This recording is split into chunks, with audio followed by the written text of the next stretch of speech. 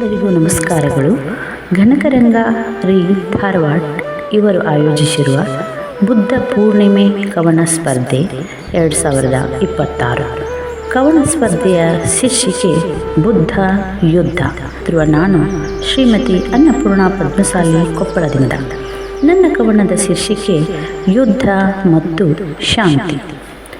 ಇಷ್ಟು ದಿವಸಗಳ ಯುದ್ಧ ನಿಷ್ಪತ್ತಿಗೆ ಕಾಲದ ಸಮೀಕರಣ ಇಡುತ್ತಾ ದಾಪುಗಾಲಿಕ್ಕುತ್ತಿದ್ದ ಹಾದಿಯಲ್ಲಿ ಅಚಾನಕ್ ಶಾಂತಿ ಸಾರುವ ಬುದ್ಧನ ಮಾತು. ದೇಶ ದೇಶಗಳ ನಡುವೆ ಯುದ್ಧ ಶಾಂತಿ ಮುಖಾಮುಖಿ ನೋಡುತ್ತಲೇ ಮೌನದಲ್ಲಿ ಏನೆಲ್ಲ ಹೇಳಿಸಿ ಬಿಟ್ಟಿರಿ.